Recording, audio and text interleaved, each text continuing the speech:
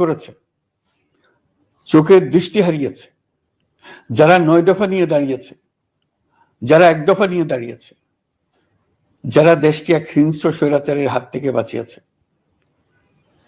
কৃতজ্ঞ চিত্তে স্মরণ করছি আপনাদের ভাই বোনদের, আপনাদের সন্তানদের, যারা এই বিপ্লবে অংশগ্রহণ করেছে। আমরা অন্তর্বর্তীকালীন সরকারের প্রথম 100 দিন অতিক্রম করলাম। আপনারা জানেন কি কঠিন এক পরিস্থিতিতে আমাদের দায়িত্ব গ্রহণ করতে হয়েছে।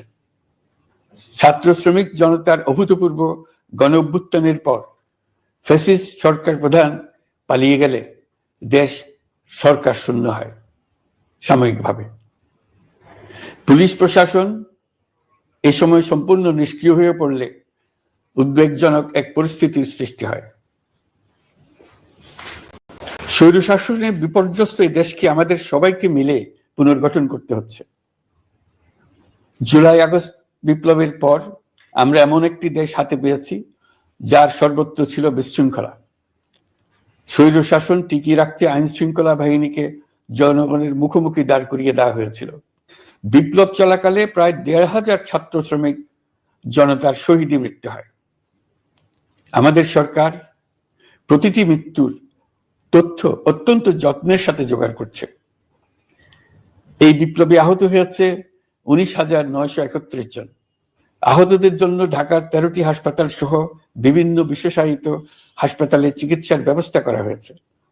প্রতিদিনই তালিকায় আরো নতুন নতুন শহীদের তথ্য যোগ খুঁজছে, যারা স্বৈরাচারের আক্রোশের শিকার হয়ে এই পৃথিবী ছেড়ে চলে গেছেন। প্রতিটি হত্যার বিচার আমরা করবই। জুলাই আগস্ট হত্যাকাণ্ডের বিচারের যে উদ্যোগ আমরা নিয়েছি তার কাজও বেশ ভালোভাবে এগিয়ে যাচ্ছে।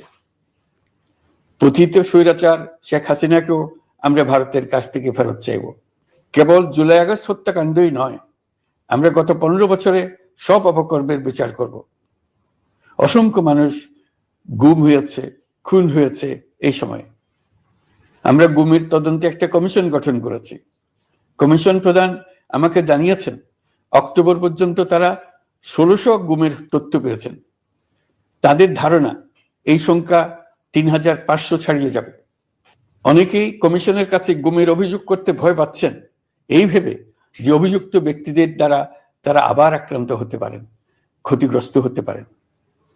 আমি আপনাদের আশ্বস্ত করতে চাই, আপনারা দ্বিধাহীন চিত্তে কমিশনকে আপনাদের অভিযোগ জানান। কারো সাধ্য নাই আপনাদের গায়ে আবার হাত দেয়। গুম কমিশনের সদস্যদের কাছে ভুক্তভোগীদের যে বিবরণ আমরা পেয়েছি তা অত্যন্ত মর্মান্তিক। জুলাই আগস্টের বিপ্লবের পর ছাত্রছাত্রীরা শহর বন্দরের দেয়ালে দেয়ালে তাদের মনের কথা লিখেছে।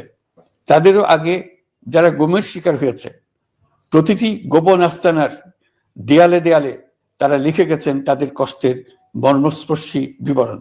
তাদের এইসব কষ্টের কথা শুনে আমাদের হৃদয় কেঁপে উঠেছে। এসবের সঙ্গে জড়িতদের আমরা বিচারের কাঠগড়ায় দাঁড় করাবই। অভিযুক্ত যত শক্তিশালী হোক, যে বাহিনীরই হোক, তাকে ছাড় দেওয়ার কোনো সুযোগ নেই। কেবল দেশে নয়, গুম, খুন ও জুলাই আগস্ট গণহত্যার সাথে জড়িতদের আমরা আন্তর্জাতিক আদালতেও বিচারের উদ্যোগ নিয়েছি।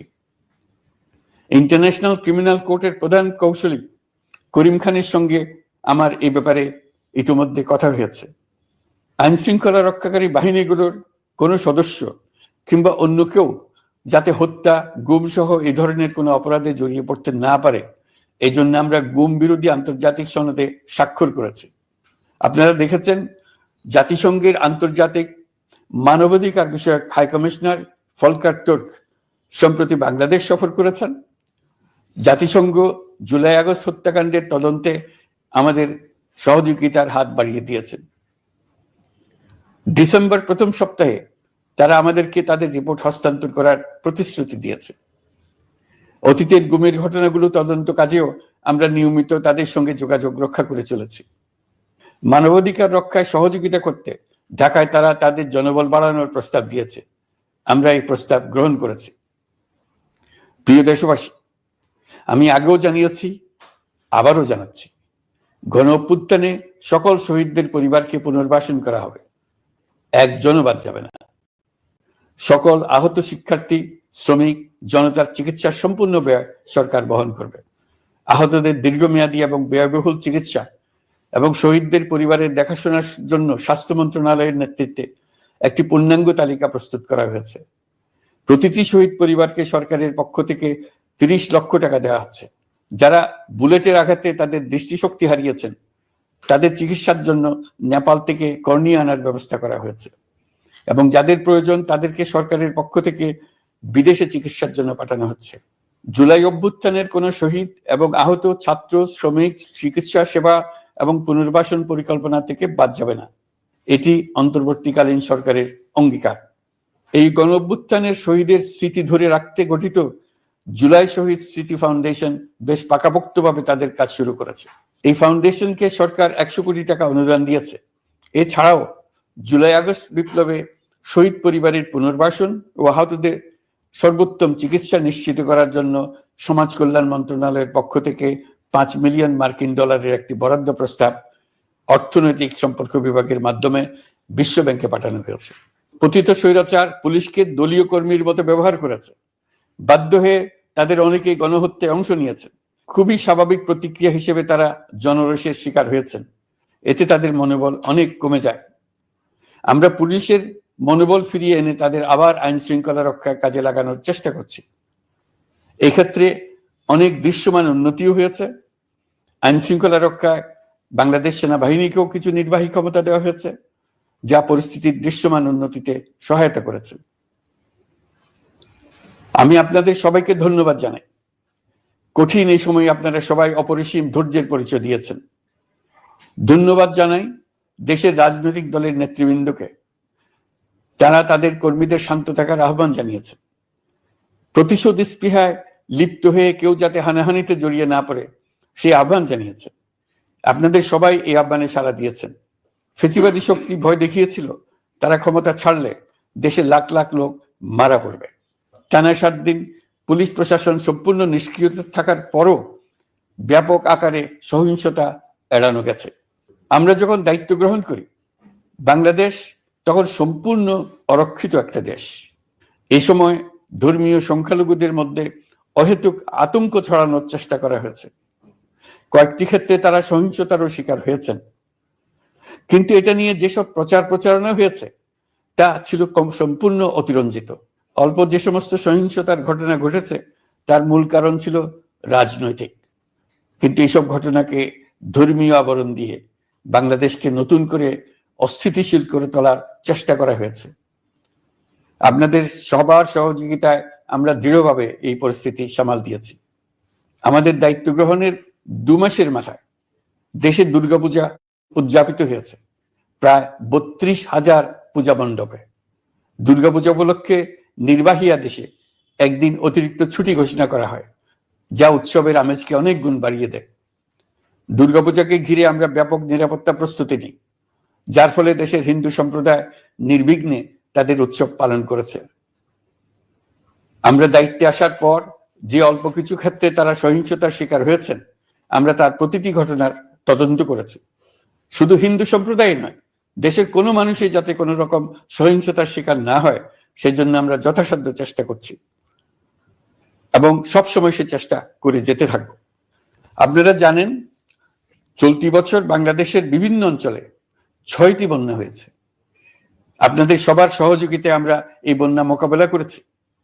বাংলাদেশের দেশপ্রেমিক সশস্ত্র বাহিনী বন্যা মোকাবেলায় জনগণের সাথে কাঁধে কাঁধ মিলিয়ে কাজ করেছে। বন্যা মোকাবেলা ও বন্যা পরবর্তী পুনর্বাসনের লক্ষ্যে বিশ্ব ব্যাংকের $250 মিলিয়ন অনুদান এবং স্থানীয় অনুদানের মাধ্যমে 100 কোটি টাকারও বেশি অর্থ সংগ্রহ করা হয়েছে। বন্যার ফলে অনেক জায়গায় ফসলহানি হয়েছে, ব্যাহত হয়েছে পণ্য সরবরাহ শৃঙ্খল। বন্যা পরবর্তী সময়ে বাজারে শাকসবজি সহ নিত্য প্রয়োজনীয় পণ্যের দাম বেড়েছে, ফলে আপনাদের কষ্ট হয়েছে। নিত্য পণ্যের দাম সহনীয় পর্যায়ে রাখতে আমরা যথাসাধ্য চেষ্টা করছি। বাজারে ডিমের সরবরাহ বাড়ানোর জন্য আমরা 9.5 কোটি ডিম আমদানির অনুমতি দিয়েছি। এই জন্য প্রয়োজনীয় শুল্ক ছাড়ও দেওয়া হয়েছে। মধ্যস্বত্বভোগীদের দৌরাত্ম্য কমিয়ে ডিমের উৎপাদকরা যাতে সরাসরি বাজারে ডিম সরবরাহ করতে পারে সে উদ্যোগও নেওয়া হয়েছে। মানুষ যাতে স্বল্প মূল্যে কৃষিপণ্য কিনতে পারে সেজন্য রাজধানী সহ বিভিন্ন স্পটে সরকারি কিছু পণ্য বিক্রি করা হচ্ছে। টিসিবির মাধ্যমে 1 কোটি নিম্ন আয়ের ফ্যামিলি কার্ডের মধ্যে 57 লাখকে স্মার্ট কার্ডে রূপান্তরিত করা হয়েছে। বন্যার ফলে চালের উৎপাদন ব্যাহত হওয়ায় চাল আমদানিতে শুল্ক ছাড় দেওয়া হয়েছে। আসন্ন রমজানে নিত্য প্রয়োজনীয় দ্রব্যের সরবরাহ এবং দাম যাতে স্বাভাবিক থাকে এই জন্য সরকারের বিভিন্ন কর্তৃপক্ষ ব্যবসায়ীদের সাথে নিয়মিত বৈঠক করে যাচ্ছে। দ্রব্যমূল্য নিয়ে আমাদের কোনো লুকোছাপা নেই। মূল্যস্ফীতির পূর্ণ তথ্য জনগণের সামনে তুলে ধরা হচ্ছে। মূল্যস্ফীতি রোধে উচ্চ সুদের হার নির্ধারণ সহ একাধিক নীতিগত সিদ্ধান্ত নেওয়া হয়েছে, যার মধ্যে রয়েছে শস্য আমদানিতে এলসি সীমা অপসারণ,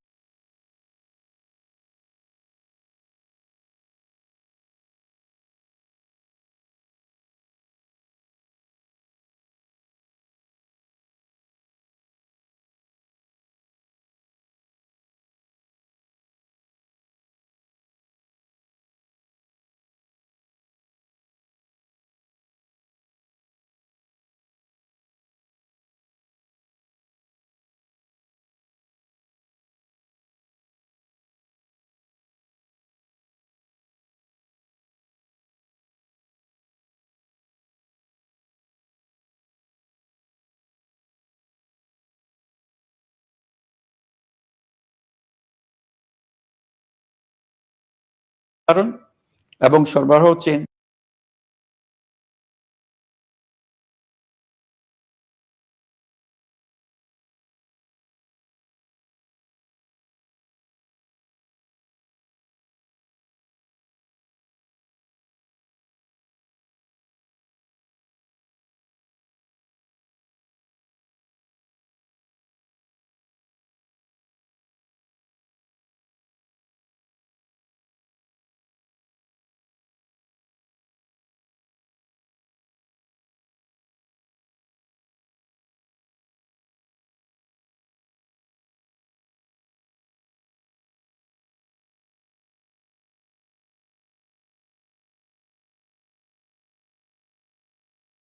প্রশ্ন আপনাদের সবার মনে আছে, আমাদের মনেও সারাক্ষণ আছে।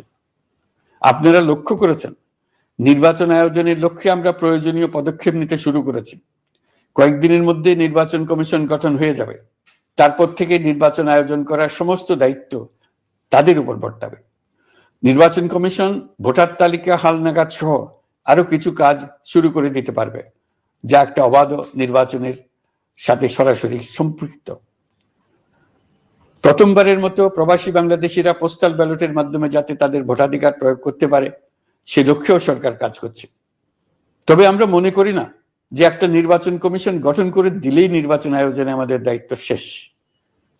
রাষ্ট্র ব্যবস্থায় সংস্কার আমাদের এই সরকারের অন্যতম অঙ্গীকার। আপনারাই আমাদেরকে এই ম্যান্ডেট দিয়েছেন। যেই 6টি সংস্কার কমিশন আমরা শুরুতে গঠন করেছিলাম তারা ইতিমধ্যে তাদের কার্যক্রম অনেক দূর এগিয়ে নিয়েছে।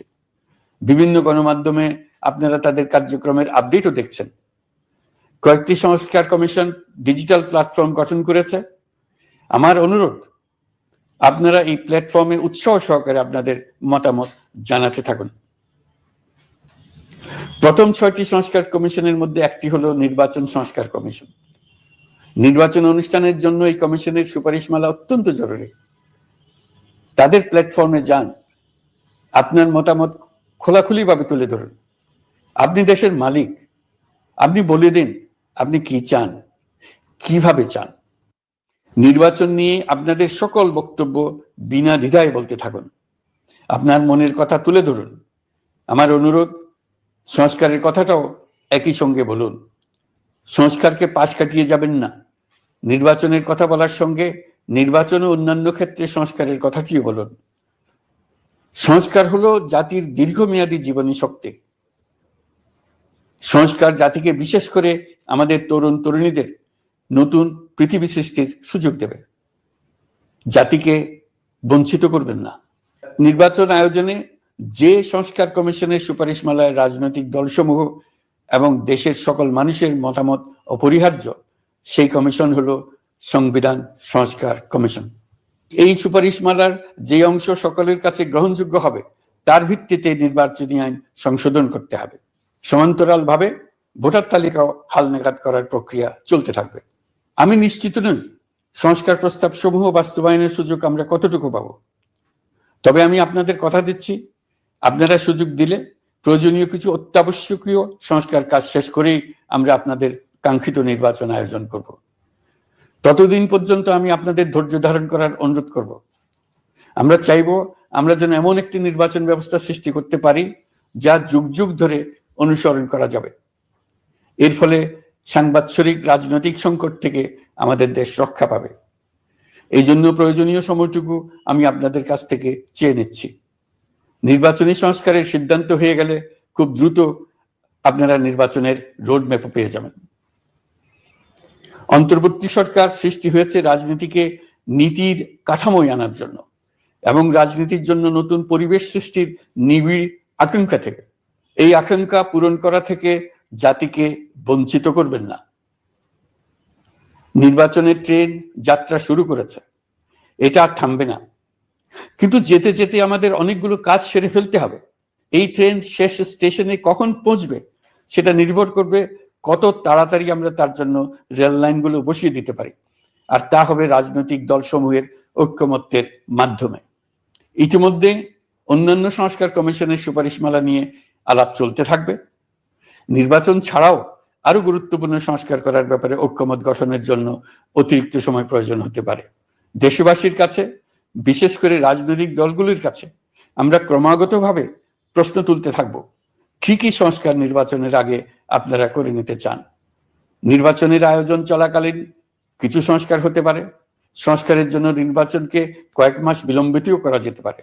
আমরা দুদিন পরে চলে যাব, কিন্তু আমাদের মাধ্যমে জাতির জন্য যে ঐতিহাসিক সুযোগ সৃষ্টি হলো সেই সুযোগটা যেন কোনো রকমই হাতছাড়া করে না দিই, এটার ব্যাপারে দৃঢ় থাকার জন্য আমি দলমত, নারী পুরুষ, ধর্ম, তরুণ, বৃদ্ধ, ছাত্র, ব্যবসায়ী, শ্রমিক, কৃষক নির্বিশেষে সবার কাছে আহ্বান জানাচ্ছি।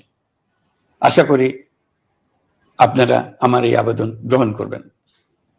দেশে সংগঠিত অন্যান্য অপরাধের বিচার প্রক্রিয়া ত্বরান্বিত করার জন্য দেশের বিভিন্ন জেলায় সহস্রাধিক প্রসিকিউটর নিয়োগ দেওয়া হয়েছে। হাইকোর্টে ইতিমধ্যে নিয়োগ দেওয়া হয়েছে 23 জন নতুন বিচারক। বিচার বিভাগকে ঘুষ ও দুর্নীতিমুক্ত করার জন্য সম্ভব সব ধরনের চেষ্টাই করা হচ্ছে। বিচারপতিদের নিয়মতান্ত্রিক উপায়ে শাস্তিমূলক ব্যবস্থা গ্রহণের জন্য সুপ্রিম জুডিশিয়াল কাউন্সিল পুনর্বহাল করা হয়েছে। শুধু বিচার বিভাগই নয়, সর্বগ্রাসী দুর্নীতির হাত থেকে দেশের সব খাতকেই রক্ষা করতে আমরা সচেষ্ট হয়েছি। দুর্নীতি দমন কমিশন পুনর্গঠনের কাজ প্রায় শেষ পর্যায়ে। দুর্নীতি ও অর্থ পাচারে অভিযুক্ত প্রভাবশালী 150 ব্যক্তির তালিকা তৈরি এবং 79 জনের বিরুদ্ধে অনুসন্ধান শুরু হয়েছে। 15% হারে আয়কর পরিশোধ করে অপ্রদর্শিত পরিসম্পদ অর্থাৎ কালো টাকা সাদা করার বিধান বাতিল করা হয়েছে। সরকারি কার্যক্রমকে গতিশীল করতে বিভিন্ন পর্যায়ের 19,084 জন কর্মকর্তা কর্মচারীকে পদোন্নতি, 13,429 জনকে বদলি এবং 12,636 জনের বিরুদ্ধে শাস্তিমূলক ব্যবস্থা গ্রহণ করা হয়েছে। সাংবিধানিক প্রতিষ্ঠান পাবলিক সার্ভিস কমিশন পুনর্গঠন করা হয়েছে। কুখ্যাত সাইবার সিকিউরিটি আইন বাতিলের নীতিগত সিদ্ধান্ত হয়েছে। এই আইনের অধীনে হওয়া যেসব মামলা মানুষের মত প্রকাশের অধিকারের সাথে সম্পর্কিত সেগুলো প্রত্যাহার করা হয়েছে। এছাড়াও 133টি আইন বিধিবিধান তৈরি ও সংশোধন করা হয়েছে। 353টি গুরুত্বপূর্ণ নীতি নির্ধারণী সিদ্ধান্ত গ্রহণ করা হয়েছে। ছাত্রছাত্রীদের দাবি মেনে ইতিমধ্যে সরকারি চাকরির বয়সসীমা 32-এ উন্নীত করা হয়েছে। আমরা জানি আমাদের কাছে আপনাদের আরো অনেক দাবি দেওয়া আছে। দীর্ঘদিনের অপশাসন, অত্যাচার, অনাচারের ফলে আপনাদের মনে অনেক ক্ষোভ পঞ্জীভূত হয়েছে। দেশে বাক স্বাধীনতা না থাকায় আমরা কেউ আমাদের মতামত, দাবি দাওয়া প্রকাশ করতে পারিনি। আমরা আপনাদের প্রতিটি দাবির প্রতি সহানুভূতিশীল। আমরা ধৈর্য সহকারে আপনাদের কথা শুনতে চাই, কিন্তু সেজন্য আপনারা সড়ক অবরোধ করে জনদুর্ভোগ সৃষ্টি করলে আমাদের সকলেরই অসুবিধা হয়। আমাদের একান্ত অনুরোধ, আপনারা নির্দিষ্ট চ্যানেল মেনটেন করে আপনাদের দাবি দেওয়া পেশ করবেন। আমাদের বৃহৎ রপ্তানি পণ্য গার্মেন্টস শিল্পে গত কিছুদিন ব্যাপক অস্থিরতা বিরাজ করছে। ফ্যাসিস্ট সরকারের সুবিধাভোগী বেশ কিছু গার্মেন্টস মালিক পালিয়ে যাওয়ায় শ্রমিকদের বেতন ভাতা নিয়ে অনিশ্চয়তা তৈরি হয়েছে। অন্য অনেক কারখানাও শ্রমিকদের ন্যায্য বেতন সহ অন্যান্য সুবিধা থেকে বঞ্চিত ছিল। শ্রমিকরা তাদের দীর্ঘদিনের বঞ্চনার প্রতিবাদ জানাতে এবং অনিশ্চয়তা থেকে মুক্তি পেতে রাস্তায় নেমে আসে। আমরা তাদের কথা শুনেছি, তাদের আলোচনার টেবিলে নিয়ে আসতে পেরেছি। আমরা অত্যন্ত আনন্দিত যে মালিক শ্রমিকের মধ্যে 18 দফার একটা ব্যাপক ভিত্তিক চুক্তি স্বাক্ষরিত হয়েছে। বড় ধরনের কোনো সহিংসতা ছাড়াই আমরা শ্রমিক অসন্তোষ নিরসন করতে পেরেছি। তারা আবার উৎপাদনে ফিরেছে। এতে প্রাণ ফিরে পেয়েছে বাংলাদেশের রপ্তানিমুখী এই শিল্প। নানা প্রতিকূলতা সত্ত্বেও অক্টোবর মাসে আমাদের রপ্তানিতে প্রবৃদ্ধি হয়েছে প্রায় 21%। আমরা যখন কাজ শুরু করেছি, দেশের অর্থনীতি ছিল বিপর্যস্ত। বৈদেশিক মুদ্রার রিজার্ভ ছিল তলানিতে।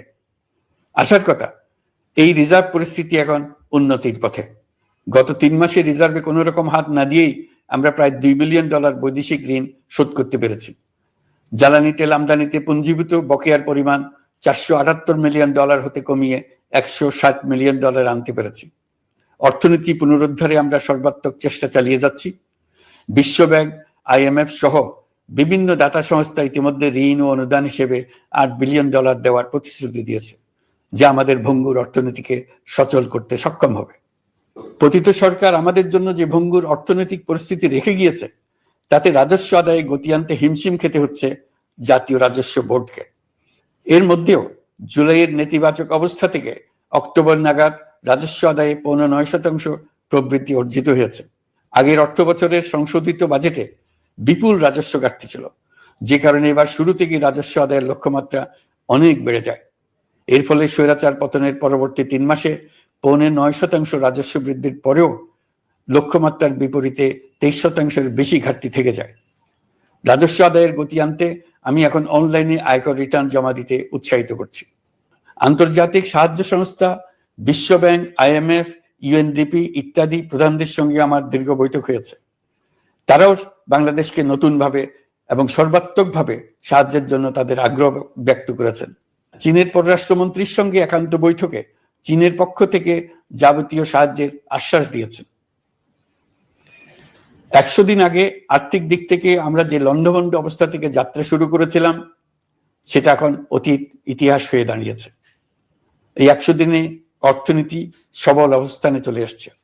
এটা সম্পূর্ণ নিজস্ব নীতিমালা দিয়ে হয়েছে। বলা বাহুল্য, এখনো আমাদের বন্ধুদের কাছ থেকে যে সাহায্যের আয়োজন হয়েছে তা আসা শুরু করেনি। বন্ধু রাষ্ট্রগুলো শুধু যে আমাদের বড় বড় অঙ্কের সাহায্য দিয়ে আসছে তাই নয়, তারা এই সাহায্য দ্রুততম সময়ে আসা শুরু করবে এই প্রতিশ্রুতিও আমাকে দিয়েছেন। এই সাহায্য আসা শুরু করলে আমাদের অর্থনীতি অত্যন্ত মজবুত এবং আকর্ষণীয় অর্থনীতিতে পরিণত হবে। বিদেশি বিনিয়োগকারীরাও নানা রকম বিনিয়োগে উৎসাহিত হয়ে এগিয়ে আসবে। বিনিয়োগকারীদের সঙ্গে এখন থেকে আমরা আলোচনা শুরু করে দিয়েছি। বিশ্বের রাষ্ট্রপুঞ্জের মজলিসে আমরা এখন সম্মানিত এবং প্রশংসিত দেশের অবস্থানে পৌঁছতে পেরেছি। এর কারণে পরাজিত শক্তি নানা কৌশল করেও তাদের দিকে দৃষ্টি আকর্ষণ করতে পারছে না। তারা নানা চেহারা নিয়ে আপনাদের প্রিয় পাত্র হবার চেষ্টা করছে। পরাজিত শক্তির ষড়যন্ত্র থেকে নিজেকে মুক্ত রাখুন, দেশকে মুক্ত রাখুন। এই ব্যাপারে অনড় থাকুন। এমন কিছু করবেন না যা তাদেরকে উৎসাহিত করতে সাহায্য করে। তাদেরকে সকল দিক থেকে নিরাশ করুন। সেটা নিশ্চিত করতে পারলে আমাদের আর কোনো বিষয়ে সংশয় করার প্রয়োজন নেই। সরকারের পক্ষ থেকে আমি নিশ্চয়তা দিচ্ছি, সকল প্রকার সীমাবদ্ধতা সত্ত্বেও আমরা আপনাদেরকে একটা মজবুত অর্থনীতি দিয়ে যাব। ভবিষ্যতে চলার পথকে সহজগম্য করে যাব। নাগরিক অধিকার সমূহ নিশ্চিত করে যাব। বিপক্ষ শক্তি যত শক্তিশালী হোক, নাশকতার যত রকম উদ্ভট পরিকল্পনাই করুক, সবকিছু নস্যাৎ করার জন্য প্রস্তুত থাকুন। এবার যে মুক্তি আমরা অর্জন করেছি তা আমাদের কাছ থেকে কেউ যেন ছিনিয়ে নিতে না পারে, তার জন্য সর্বমুহূর্তে প্রস্তুত থাকুন। আপনারা জেনেছেন পতিত সরকার ও তার দোসররা প্রতি বছর দেশ থেকে 12 থেকে 15 বিলিয়ন ডলার পাচার করেছে। দুর্নীতি বিরোধী সংস্থা ট্রান্সপারেন্সি ইন্টারন্যাশনাল বাংলাদেশ সম্প্রতি এই তথ্য দিয়েছে। পাচার হয়ে যাওয়া এই অর্থ ফিরিয়ে আনার জন্য সম্ভব সকল ধরনের উদ্যোগ আমরা গ্রহণ করেছি। এই কাজে সফল হতে পারলে আমাদের অর্থনীতি আরো গতি পাবে। এই কাজে আমরা বিভিন্ন আন্তর্জাতিক সাহায্য সংস্থার সাহায্য দিচ্ছি। আমি ধন্যবাদ জানাতে চাই বিশ্ব নেতৃবৃন্দকেও। বাংলাদেশের এই সংকটময় সময়ে তারা প্রায় সবাই সহযোগিতার হাত বাড়িয়ে দিয়েছেন। আমি যখন সেপ্টেম্বরে জাতিসংঘের সাধারণ পরিষদের অধিবেশনে যোগ দিই, সে সময় মার্কিন যুক্তরাষ্ট্র, European Union, Canada, Italy, Holland, জাতিসংঘের মহাসচিব সহ বিশ্বের অনেক দেশের সরকার প্রধানের সঙ্গে আমার বৈঠক করার সুযোগ হয়। তারা স্বতঃস্ফূর্তভাবে আমাদের প্রতি সর্বাত্মক সহযোগিতা প্রদানের অঙ্গীকার ব্যক্ত করেছেন। নেপাল, মালদ্বীপ, পাকিস্তান সহ প্রতিবেশী বেশ কয়েকটি দেশের সরকার প্রধানের সঙ্গে আমার বৈঠক হয়েছে, যেখানে আমি সার্ককে পুনর্জীবিত করার কথা বলেছি। দেশে ফিরে আসার পর এসব দেশের রাষ্ট্রদূতগণ যারা ঢাকায় আছেন স্বতঃপ্রবৃত্ত হয়ে আমার সঙ্গে দেখা করে তাদের সরকার প্রধানদের অঙ্গীকার পুনর্ব্যক্ত করে গেছেন। তারা সম্পূর্ণ নতুনভাবে আমাদের জন্য সহায়তার নতুন ছক তৈরি করার কাজ শুরু করেছেন। যেসব রাষ্ট্রদূত দিল্লিতে অফিস করেন তারা দিল্লি থেকে এসে দেখা করে গেছেন। ইউরোপিয়ান ইউনিয়নের 20 দেশের 20 জন রাষ্ট্রদূত দিল্লিতে থাকেন, 7 দেশের 7 রাষ্ট্রদূত ঢাকায় আছেন। দিল্লি থেকে একসঙ্গে 20 জন রাষ্ট্রদূত সহ মোট 27 রাষ্ট্রদূত সমবেতভাবে আমার সঙ্গে বৈঠক করার জন্য আগামী কয়েকদিনের মধ্যে ঢাকায় আসছেন। আগে কখনো ইউরোপিয়ান ইউনিয়নের 27 জন রাষ্ট্রদূত একত্র হয়ে সরকারের সঙ্গে আলোচনায় বসেনি। দিল্লি থেকে বিশাল সংখ্যক রাষ্ট্রদূত একসঙ্গে বৈঠক করার জন্য কোনোদিন আসেনি। এবার এই কাজটি করার পেছনে আছে ইউরোপিয়ান ইউনিয়নের সমর্থন প্রকাশ করা এবং অর্থনৈতিক ক্ষেত্রে উচ্চ পর্যায়ের সহযোগিতা গড়ে তোলা। ইতিমধ্যে আমার সঙ্গে দেখা করেছেন সৌদি আরব, সংযুক্ত আরব আমিরাত, ব্রাজিল, তুরস্ক, রাশিয়া, ফিনল্যান্ড, সিঙ্গাপুর, লিবিয়া সহ অনেক দেশের রাষ্ট্রদূত। দ্বিপাক্ষিক নানা সহযোগিতা সহ বাণিজ্য বিনিয়োগ বৃদ্ধির আশ্বাস তারা দিয়েছেন। আমরা প্রবাসী বাংলাদেশিদেরও বেসরকারি খাতে বিনিয়োগ করার জন্য আহ্বান জানাচ্ছি। বাংলাদেশের অর্থনৈতিক উন্নয়নে তরুণদের কর্মসংস্থানের মূলে রয়েছে বেসরকারি খাত। আমাদের বিনিয়োগ বোর্ডের নির্বাহী চেয়ারম্যান 2 শতাধিক বেসরকারি প্রতিষ্ঠানের প্রধান নির্বাহী, উদ্যোক্তা ও বিনিয়োগকারীর সঙ্গে পৃথক পৃথকভাবে বৈঠক করেছেন। নীতির ধারাবাহিকতার অভাব, সরকারি বেসরকারি পর্যায়ে মত বিনিময়ের অভাব, সরকারি অফিসের জটিল প্রক্রিয়া এবং সর্বোপরি দুর্নীতি বিদ্যমান বিনিয়োগকারীদের সমস্যায় ফেলেছে। বিনিয়োগকারীদের উদ্বেগ নিরসনে আমরা অনেকগুলো কাজ করেছি। ইতিমধ্যে সত্যিকারের ওয়ান স্টপ সার্ভিস চালু হয়েছে। বিনিয়োগ সংক্রান্ত চ্যালেঞ্জ সমাধানে আন্তঃমন্ত্রণালয় কমিটি গঠন করা হয়েছে। বেসরকারি খাতের উপদেষ্টা কাউন্সিল ও ডিজিটালাইজেশনের মাধ্যমে সরকারি অফিসে না এসে প্রয়োজনীয় কর্মসম্পাদনের পদক্ষেপ নেওয়া হয়েছে। বিনিয়োগ উন্নয়ন সংস্থা আমাদের অগ্রগতির বিষয়ে সবাইকে মাসিক ভিত্তিতে আপডেট করে যাচ্ছে। আমরা প্রবাসীদের কল্যাণে কাজ করছি। আমার অনুরোধে সংযুক্ত আরব আমিরাত সাজাপ্রাপ্ত 57 জন সহ অন্যান্য বাংলাদেশিকে মুক্তি দিয়েছে। এইসব বাংলাদেশি যাবজ্জীবন কারাবাসের ঝুঁকি নিয়ে ফেসিবাদের বিপক্ষে প্রতিবাদ করেছিল। বাংলাদেশিরা এরকম প্রতিবাদ আরো অনেক দেশেই করেছেন। আমরা তাদের প্রতি কৃতজ্ঞ। কয়েকদিন আগে বাকুতে সংযুক্ত আরব আমিরাতের প্রেসিডেন্ট জনাব শেখ মোহাম্মদ বিন জায়েদ আল নাহিয়ানের সঙ্গে আমার কথা হয়েছে। তাকে বাংলাদেশের পক্ষ থেকে ধন্যবাদ জানিয়েছি। তিনি বলেছেন বাংলাদেশের জন্য যে কোনো সাহায্য লাগলে আমি যেন তাকে জানাই। প্রবাসীদের কল্যাণে আমাদের সরকার সম্ভব সব ধরনের উদ্যোগ গ্রহণ করে যাচ্ছে। আপনারা জানেন মালয়েশিয়ার প্রধানমন্ত্রী আনোয়ার ইব্রাহিম সম্প্রতি বাংলাদেশ সফর করেছেন। 18,000 বাংলাদেশি যারা সব ধরনের আনুষ্ঠানিকতা মেনে চলার পরেও স্বৈরাচারী সরকারের অব্যবস্থাপনার জন্য মালয়েশিয়া যেতে পারেন নাই, তিনি তাদের জন্য মালয়েশিয়ার দ্বার আবার উন্মুক্ত করার আশ্বাস দিয়েছেন। এই লক্ষ্যে আমরা কাজও শুরু করেছি। আপনারা জেনে থাকবেন মালয়েশিয়া আগামী বছর দক্ষিণ পূর্ব এশিয়ার আঞ্চলিক সহযোগিতা সংস্থা আসিয়ানের চেয়ারম্যানের দায়িত্ব নিতে যাচ্ছে। আমরা ইতিমধ্যে আসিয়ানের সদস্য পদের জন্য আবেদন করেছি। মালয়েশিয়ার প্রধানমন্ত্রী আমাদের আবেদন সক্রিয়ভাবে বিবেচনার আশ্বাস দিয়েছেন। একই ধরনের আশ্বাস আমরা পেয়েছি ইন্দোনেশিয়া থেকেও। ইন্দোনেশিয়ার পক্ষ থেকে সে দেশে রাষ্ট্রীয় সফরে যাওয়ার জন্য আমাকে অনুরোধ করেছে। সৌদি আরব সহ বিশ্বের আরো অনেক দেশ আমাদের সঙ্গে সহযোগিতা বৃদ্ধির প্রস্তাব দিয়েছে। প্রথমবারের মতো ওআইসি সদর দপ্তরে আমরা স্থায়ীভাবে রাষ্ট্রদূত নিয়োগ দিয়েছি। তুরস্কের রাষ্ট্রপতি রিসেপ তাইয়েপ এরদোগানের সাথে আগে আমার টেলিফোনে আলাপ হয়েছে। এবার COP29 সম্মেলনে গিয়ে তিনিও তার স্ত্রীর সঙ্গে অত্যন্ত অন্তরঙ্গ পরিবেশে আলোচনা হয়েছে। বাংলাদেশের প্রতি তার বিশেষ সমর্থনের কথা তিনি বারবার প্রকাশ করেছেন। তুরস্কের একটি বাণিজ্য প্রতিনিধি দল ইতিমধ্যে বাংলাদেশ সফর করেছে। তুরস্ক এদেশের সঙ্গে অর্থনৈতিক সম্পর্ক উন্নয়নের জন্য টার্কিশ ইনভেস্টমেন্ট অথরিটি বা তিকা একটি অফিস ঢাকায় স্থাপনের জন্য ঘোষণা দিয়েছে। এর মাধ্যমে তুরস্কের বিনিয়োগ ও বাণিজ্য বৃদ্ধির উদ্যোগ নেওয়া হবে। এ উদ্দেশ্যে চলতি মাসে একটি উচ্চ ক্ষমতা সম্পন্ন দল তুরস্ক থেকে বাংলাদেশে আসছেন। প্রিয় দেশবাসী, নতুন হজ প্যাকেজ ঘোষণা করা হয়েছে। তাতে হজের ব্যয় 1 লাখ টাকারও বেশি কমিয়ে আনা হয়েছে। পাশাপাশি আমরা এই সিদ্ধান্ত গ্রহণ করেছি, এই বছর সরকারি খরচে কাউকে হজে পাঠানো হবে না। আমরা নতুন বাংলাদেশকে একটা পরিবেশ বান্ধব এবং জীব বৈচিত্র্যময় দেশ হিসেবে গড়ে তোলার উদ্যোগ নিয়েছি। এটি তরুণদের আকাঙ্ক্ষা, আমাদের সবারই আকাঙ্ক্ষা। সেই লক্ষ্যে আমি প্রথমেই একটি ক্ষুদ্র পদক্ষেপ নিয়েছি। সমগ্র সচিবালয়ে প্লাস্টিকের পানির বোতল ব্যবহার নিষিদ্ধ করেছি। ইতিমধ্যে সুপার শপগুলোতে পলিথিনের শপিং ব্যাগ ব্যবহার বন্ধ করার উদ্যোগ নেওয়া হয়েছে। গত কয়েক দশকে যে পরিমাণ নদী দূষণ হয়েছে, আমরা তা বন্ধ করার উদ্যোগ নিয়েছি।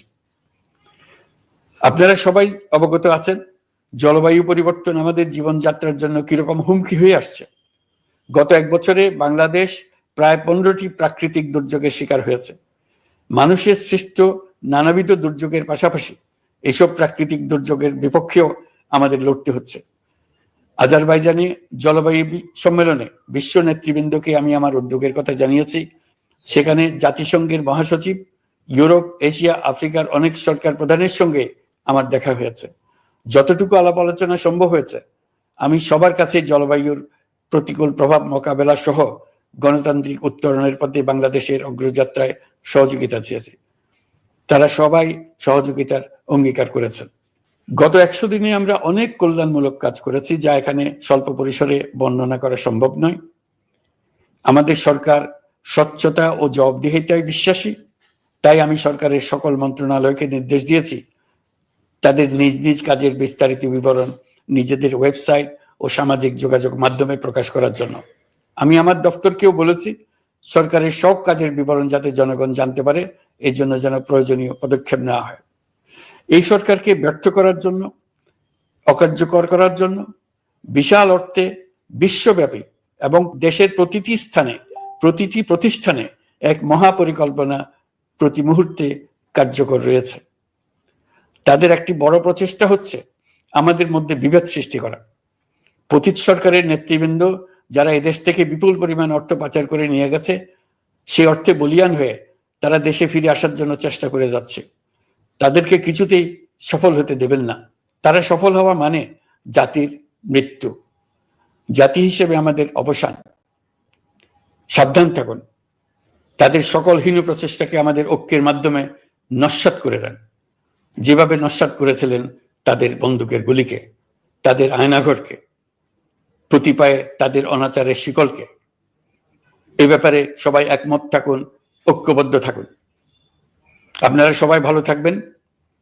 দেশের সকল শিশু, কিশোর কিশোরী, তরুণ তরুণী, ছাত্রছাত্রী, বয়স্ক, বৃদ্ধ, পুরুষ, মহিলা সবাইকে আমার সালাম জানাচ্ছি। আসসালামু আলাইকুম। মহান আল্লাহ আমাদের সহায় হন। খুদা হাফেজ।